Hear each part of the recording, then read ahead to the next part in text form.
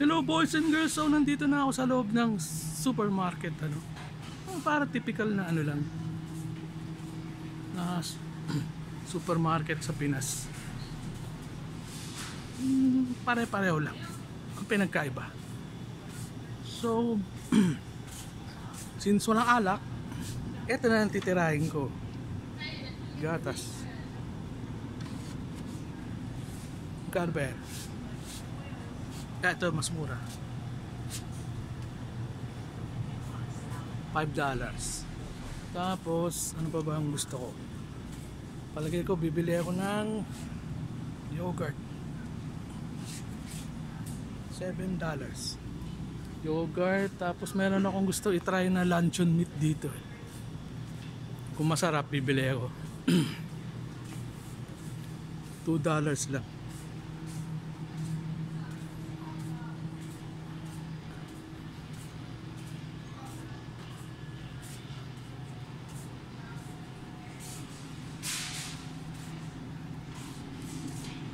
Ito yung meat section nila. Meat section. Wala.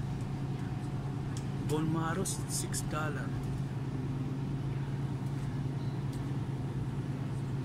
Mahal na ito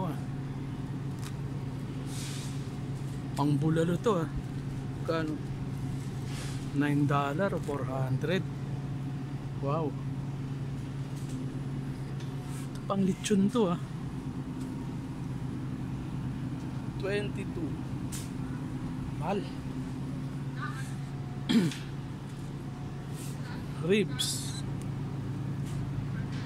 $27. Mahal. Kung ako lang kakain yan, hindi na. Ngayon kung nandito anak ko, ay kutya, fiesta. Lalo na yung panganay ko, fiesta yun.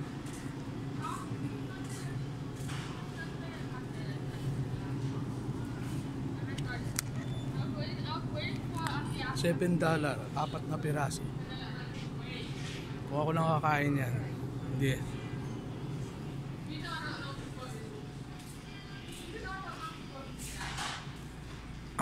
Mga delata. Ito $2 to Mamaya, tirahin kita mamaya. Tikman ko kung masarap. Wala, bakit ang mahal ng spam dito? Mahal Ba't $6? Corn beef. Wala pa yung corn beef na medyo may taba-taba. Yung hinahanap kong corn beef Kano to? Sa $8. Mahal.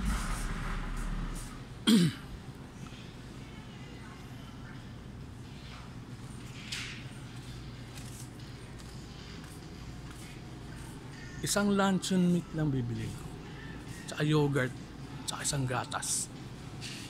Yun lang. Siguro yun lang.